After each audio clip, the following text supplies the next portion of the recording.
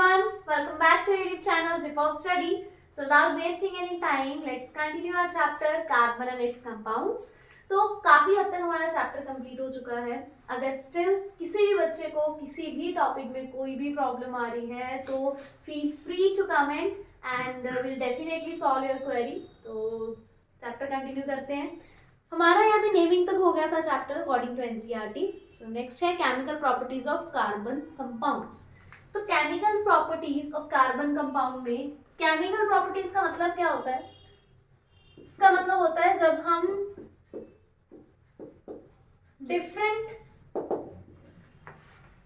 Like oxygen, water या different type of compounds के साथ हम कार्बन की रिएक्शन करवाते हैं. कार्बन हो चाहे हाइड्रोकार्बन हो, राइट. तो हम अलग अलग चीजों के साथ उसकी रिएक्शन करवा के देखेंगे कि क्या चेंज आएगा कार्बन कंपाउंड में. तो वो है इसकी केमिकल प्रॉपर्टीज. लाइक सबसे पहले यहाँ पे आपको जो रिएक्शंस हैं वो आएंगी. जैसे चैप्टर 1 में हमने रिएक्शंस पढ़ी थी, चैप्टर 3 में भी आपको रिएक्शंस आई थी. सिमिलरली यहाँ पे भी आपने रिएक्शंस पढ़नी है. बाय नेम रिएक्शंस हैं. लाइक फर्स्ट है कंबस्टन रिएक्शन.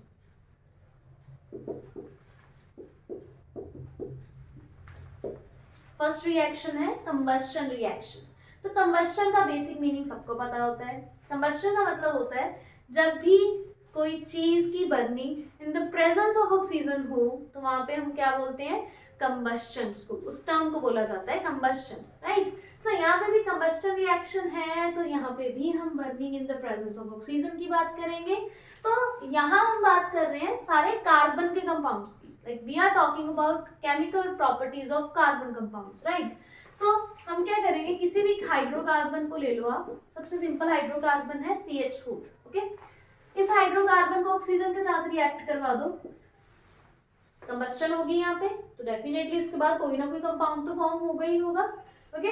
सो यहाँ ये होगी कंबस्टन. आप सिंपल कार्बन को भी ऑक्सीजन के साथ रिएक्ट करवा सकते हो, ठीक है. सिर्फ हाइड्रोकार्बन के कंपल्शन नहीं है. सिंपल कार्बन को अगर आप ऑक्सीजन के साथ रिएक्ट करवाओगे तो it will form CO2 plus some amount of heat, light, है ना.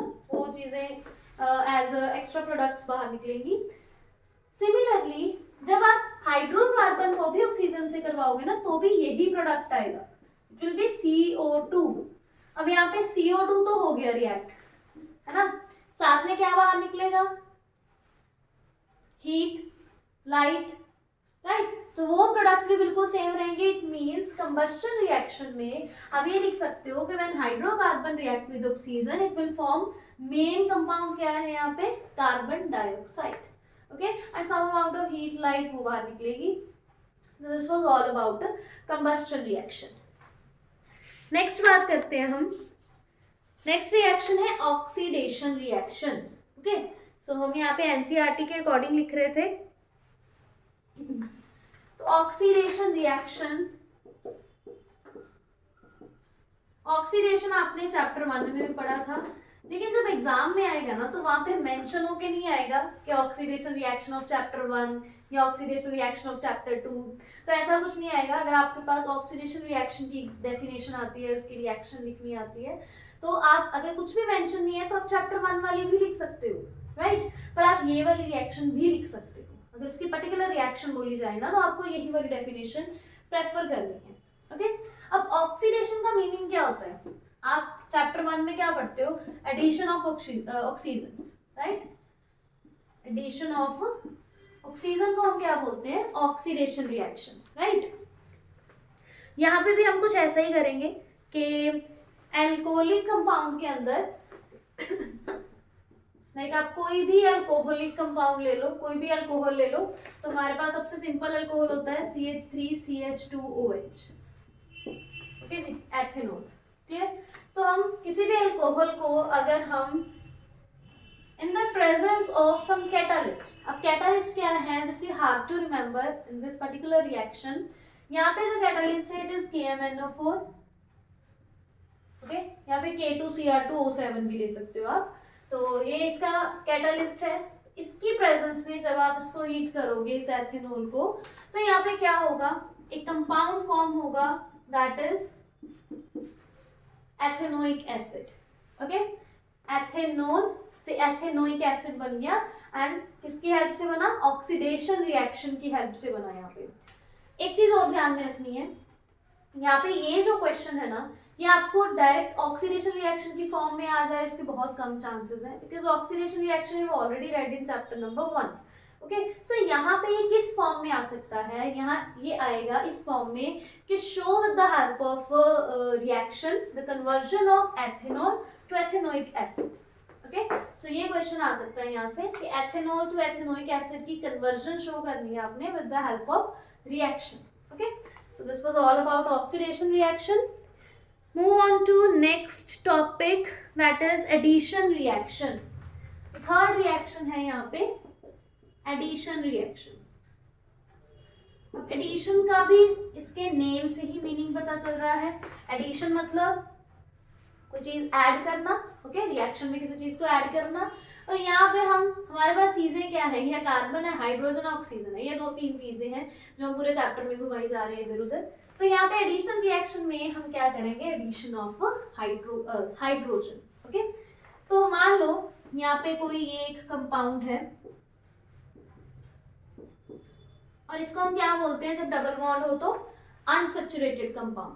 ओके, ये अनसैचुरेटेड कंपाउंड है और इन द प्रेजेंस ऑफ निकल कैटलिस्ट। ओके, यहाँ पे भी जो कैटलिस्ट है ये हैव टू रिमेंबर कि क्या कैटलिस्ट किस रिएक्शन में यूज करा जाएगा। ओके, सो इसकी प्रेजेंस में जब आप अनसैचुरेटेड हाइड्रोकार्बन यूज करोगे तो यहाँ पे ये क्या हो जाएगा, it will converted into saturated hydrocarbon. Look at it, पहले क्या था, डबल बॉन्ड था, अभी क्या है, सिंगल बॉन्ड। अब ये रिएक्शन भी बहुत कम चांसेस है कि आपको डायरेक्ट एडिशन रिएक्शन के नेम से ही क्वेश्चन आ जाएगा।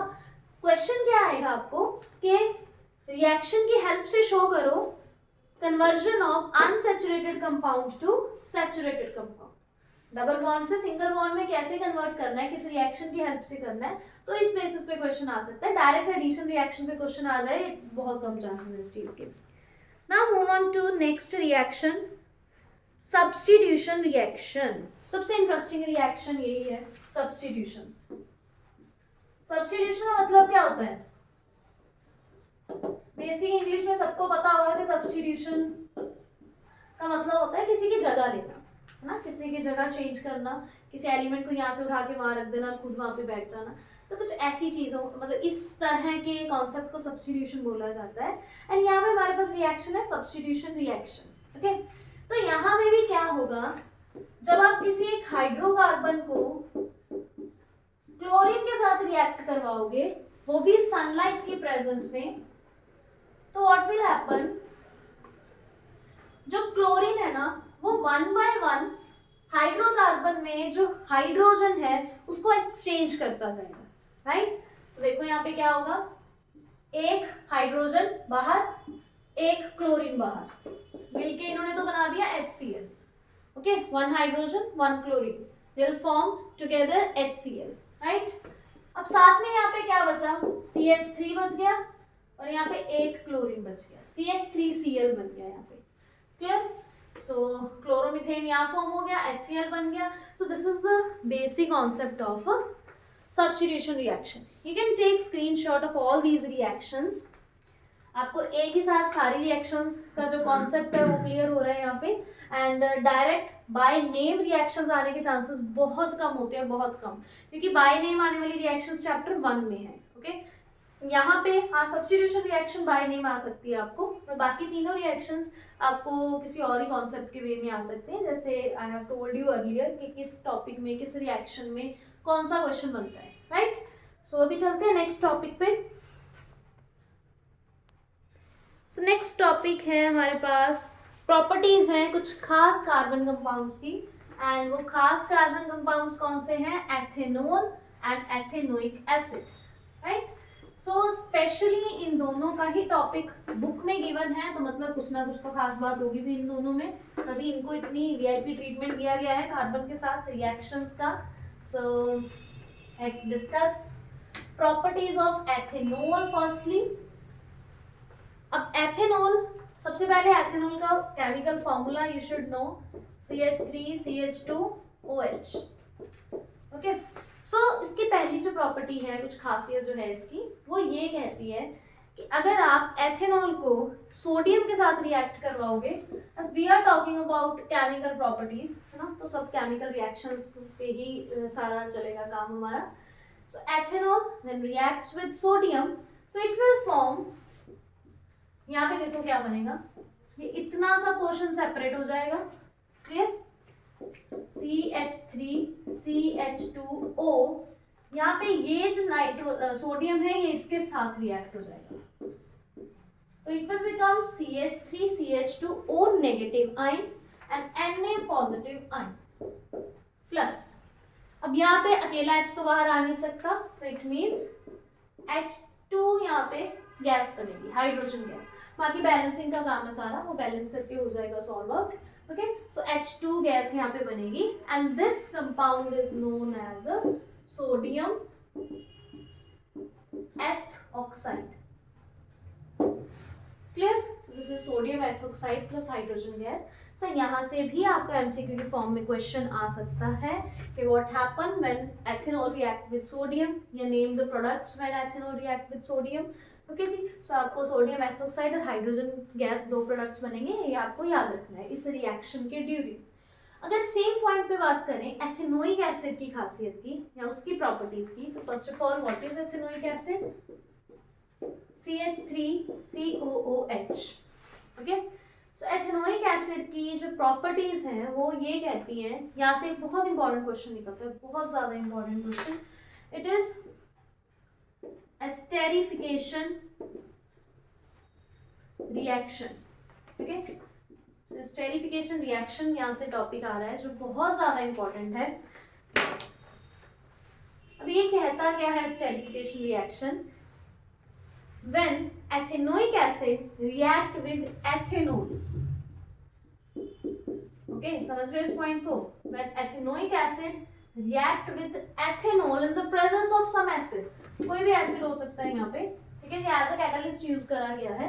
so when ethanol react with ethanoic acid, तो यहाँ पे ये क्या बनाएगा, एस्टर फॉर्म करेगा। ओके, अब एस्टर क्या है, CH3 CH2 COO CH3 plus H2O। Okay, so ये बन गया यहाँ पे एस्टर, एंड ये आया कहाँ से, CH3 CH2 यहाँ से आ गया, clear, this one as it is, right, COO CH3 यहाँ से आ गया, this one as it is, right. बचा क्या, यहाँ पे हमारे पास बच गया OH एक H, और इससे हमारे पास क्या फॉर्म हो गया, H2O। This is very simple reaction but very very important reaction. Okay, so ये होते हैं एस्टर, ये एस्टर का फॉर्मूला है, राइट, ठीक है जी, ये एक साथ ये सारा फॉर्मूला, तो ये पूरा एस्टर फॉर्म हो रहा है, CH3 CH2 COO CH3। Okay, अब ये ऐसे भी लिख सकते हो आप, कुछ बच्चे कहेंगे कि अगर CH3 पहले लिख दें, मतलब फिर COO लगा दें एंड देन CH2 CH3 लिख दें, तो ये भी सही है। आप इसको इस फॉर्म में भी लिख सकते हो, CH3 COO C2H5, ठीक है जी, ये भी एस्टर है। ओके, एस्टर के लिए मेन जो फंक्शनल ग्रुप कह सकते हैं, या जो मेन उसका फॉर्मूला है वो यहाँ से फॉर्म होता है, COO से, clear. So this was all about जो मेन कंपाउंड्स है हमारे पास, एथेनॉल एथेनोइक एसिड, एंड इस रिएक्शन को स्पोनिफिकेशन रिएक्शन भी बोला जाता है। So this you have to all things in your mind, so that के अगर इन कंपाउंड्स के रिगार्डिंग कोई भी प्रॉपर्टी आपसे पूछी जाए तो you can easily answer. Now move on to next topic, soaps and detergents. तो यहाँ से तो बहुत ही बेसिक सा क्वेश्चन बनता है, क्लींजिंग एक्शन ऑफ सोप। तो क्लींजिंग एक्शन ऑफ सोप आपको यहाँ से क्वेश्चन आ सकता है, जिसमें आपको एक मेन चीज समझनी होगी, या फिर आपको मिसल फॉर्मेशन का क्वेश्चन आ सकता है।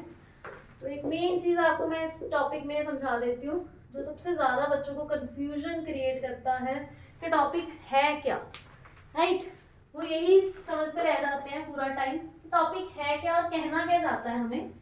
सो लेट्स डिस्कस। घर में सब कपड़े धोते हैं, जितनी भी डर्ट डस्ट जो भी लगा होता है हमारे कपड़ों पे वो फटाफट से साफ हो जाता है। तो हमें वो पढ़ना है कि कपड़े कैसे धुलते हैं, कपड़े कैसे साफ होते हैं, तो हमें वो कॉन्सेप्ट पढ़ना है। Let's discuss one more thing.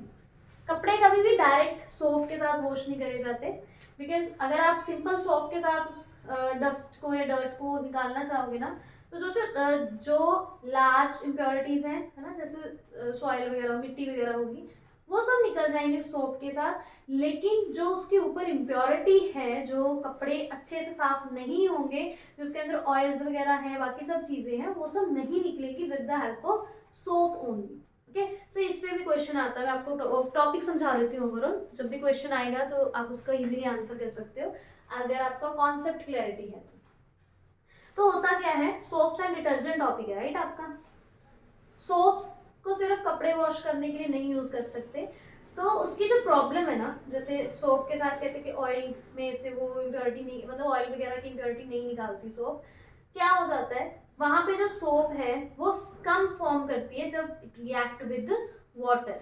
Okay, आपने देखा होगा कई बार कुछ ऐसी सोप्स भी होती हैं कि जितना मर्जी पानी लगा लो वो एक ना फॉर्म नहीं बनाती ना, जिसको हम झाग बोलते हैं ना, कि वो चीज नहीं बनती वहां पे, एक स्कम सा बन जाता है, ऐसे ऑयली सी बस स्ट्रक्चर बन जाता है हमारे हाथों पे, वो साफ नहीं होता अच्छे से। तो in the same way, in the same manner soap को कपड़े धोने के लिए यूज नहीं कर सकते। सोप की जगह फिर उस प्रॉब्लम को ओवरकम करने के लिए क्या बनाया गया था, डिटर्जेंट। ठीक है जी, तो उसके लिए डिटर्जेंट यूज करा जाता है। डिटर्जेंट जो है वो फॉर्म भी बनाता है और स्कम फॉर्म नहीं करता वो। ओके, तो ये पॉइंट आप सोप्स और डिटर्जेंट की डिफरेंशिएशन में भी ऐड कर सकते हो। तो भी यहाँ पे होता क्या है, मान लो ये आपने पानी ले लिया, ठीक है जी, जैसे कपड़े धोने के लिए हम सबसे पहले पानी लेते हैं। उसके बाद यहाँ पे आपने कोई भी जो कपड़ा है, मान लो ना, कपड़े को तो यहाँ पे नहीं लेंगे, तो कपड़े के अंदर जो ऑयल पार्टिकल है, डस्ट है, वो कंसीडर कर लेते हैं। मान लो ये रही वो डस्ट, ठीक, तो इस डस्ट को हमने साफ करना है कपड़े में से। तो होगा क्या, जो सोप या डिटर्जेंट के जो पार्टिकल्स है ना, वो क्या करते हैं, दे फॉर्म मिसल। वो एक ये वाला स्ट्रक्चर बनाते हैं मिसल का। ठीक है, अब मिसल का स्ट्रक्चर होता क्या है, देखो ध्यान से, ये इस तरह से दिखाई देता है, दिस वन। ओके, ये हो गया दिस वन। ठीक है जी, मतलब इसके दो एंड्स होते हैं मिसल के स्ट्रक्चर के। ये वाला जो एंड है, this is Na positive and. Okay, sodium and बोला जाता है इसको, पॉजिटिव साइड वाला। और जो ये टेल वाला एंड है, दिस इज हाइड्रोकार्बन। ठीक है जी, वैसे ये CH3COO नेगेटिव होता है, क्लियर। तो ये हाइड्रोकार्बन वाला एंड है और ये है सोडियम वाला एंड, Na पॉजिटिव। ओके, अब यहाँ पे होता क्या है, दोनों में से एक एंड है जो पानी के साथ इजीली अटैच हो जाता है, दूसरा है जो पानी से दूर भागता है, जो पानी के साथ रिएक्ट ही नहीं कर सकता। तो this one is water lovable. आप इसको वाटर लवेबल भी बोल सकते हो। लवेबल की जगह अगर साइंटिफिक वर्ड यूज करा जाए तो it is hydrophilic. Okay, this is hydrophilic, water lovable. And ये वाले एंड को हम क्या कहेंगे, हाइड्रोफोबिक। ओके, हाइड्रोफोबिक मतलब water hater. Okay, water hater, hydrophobic. दूसरा एंड है वाटर लवेबल, हाइड्रोफिलिक। क्लियर। तो अभी यहाँ पे क्या होगा, अब आपको समझ आ गया होगा, एक हिस्सा पानी की तरफ इजीली अटैच हो जाता है, दूसरा हिस्सा पानी से दूर भागता है, मतलब वो पानी के साथ रिएक्ट ही नहीं कर सकता। ओके, तो अभी क्या होगा, जो हमारे पास यहाँ पे डस्ट पार्टिकल है ना, जो इसको हम ऑयल के साथ डील करेंगे, एक्चुअली डस्ट पार्टिकल नहीं लिख सकते है ना, डस्ट पार्टिकल तो इजीली भी निकल जाते हैं पानी के साथ। ऑयली पार्टिकल डील करेंगे कि ये ऑयली पार्टिकल है। ओके, जब इस ऑयल पार्टिकल के साथ इस पानी के अंदर आप सोप डिटर्जेंट जो भी है उसको मिक्स करोगे, तो होगा क्या, यहाँ पे ये मिसल बनेगा दिस वे। अब हमने क्या पढ़ा था कि ये जो टेल वाला हिस्सा है ना, ये पानी के साथ रिएक्ट नहीं कर सकता, राइट। तो अब जब पानी के साथ नहीं रिएक्ट करा तो ये किसकी तरफ जाएगा, ऑयल के तरफ जाएगा। तो ये सारा हिस्सा ना इस ऑयल के साथ रिएक्ट होना स्टार्ट हो जाएगा। ओके, जब ये ऑयल पार्टिकल के साथ रिएक्ट करेगा तो इसका मेन काम क्या होगा यहाँ पे, यस वेरी गुड, इसका मेन काम होगा यहाँ पे कि जितनी भी उस कपड़े के अंदर ऑयल है, जो डर्ट है, तो सबको बाहर निकालना। ठीक है जी, ये सबको ऐसे खींचेगा अपनी तरफ। ठीक है जी, ये सारी ऑयल को ये तरफ इसकी तरफ आ जाएगी, सारी ऑयल इस हिस्से के अंदर। और जब सारा डस्ट जो है वो इस हिस्से के अंदर आ गया, तो अभी ये हिस्सा, ये वाला जो है, ये भी तो इसके साथ ही जुड़ा हुआ है। तो सारी जो डस्ट है यहाँ से ट्रेवल करती करती यहाँ पहुंच जाएगी, है ना, यहाँ तक पहुंच गई। अब ये वाला हिस्सा कौन सा है? वाटर फिलिक, हाइड्रोफिलिक, जो पानी के साथ रिएक्ट हो सकता है। तो ऐसे ही क्या होगा, ये वाली जो ऑयल है ये इस हिस्से से ट्रेवल करती करती यहाँ तक पहुंचेगी, हाइड्रोफिलिक एंड तक। और ये हाइड्रोफिलिक एंड तो इजीली पानी के साथ रिएक्ट हो जाता है। तो ये सारा पानी के साथ रिएक्ट होके ऑयल को यहाँ से धीरे धीरे धीरे धीरे कम करता जाएगा एंड कपड़ा साफ होता जाएगा, बिल्कुल बिल्कुल खत्म हो जाएगा यहाँ से। और सारा जो ऑयली या डस्ट है वो सारी पानी के अंदर आ जाएगी। ओके, और ये तो वैसे ही सोप स्ट्रक्चर, तो वो तो वैसे ही झाग बना देगा सारा। क्लियर? तो ऐसे ही पानी जो है वो गंदा हो जाता है एंड कपड़ा जो है वो साफ हो जाता है। सो इसमें आपको मेन चीज बस ये मिसल फॉर्मेशन की तरफ ध्यान रखना है कि कौन सा हिस्सा वाटरफिलिक है, कौन सा हाइड्रोफोबिक है। उसके बाद तो सिर्फ स्टोरी है जो आपने अपनी वर्डिंग में एक्सप्लेन करनी है। ज्यादा से ज्यादा आप ये हाइड्रोकार्बन एंड लिख सकते हो, कौन सा है, ठीक है, ये वाला लिख सकते हो, सोडियम पॉजिटिव जो है। So this was all about this chapter. So carbon and compound chapter हमारा आज कंप्लीट हो गया इस वीडियो में। तो हमने टोटल 3 वीडियोस बनाई है इस पूरे चैप्टर की। तो एक में बनाना पॉसिबल नहीं था, तो ज़्यादा बच्चे देखते ही नहीं है, अगर ज़्यादा लंबी वीडियो हो जाए तो हमने उसको पार्ट्स में डिवाइड करके बना दिया, सो दैट आपको ईजी हो जाए छोटी छोटी वीडियोस में से पढ़ना। अगर आपको अभी भी किसी टॉपिक में कोई भी डाउट लगता है इस चैप्टर की, तो आप कोई भी टॉपिक में डाउट है तो आप कमेंट सेक्शन में टाइप कर सकते हो। Will definitely solve your query, definitely try to solve your question. जो भी चीज़ें हैं आपकी हम सॉल्व करेंगे। So thank you so much, stay with our video, stay with our channel. Thank you so much, thanks a lot.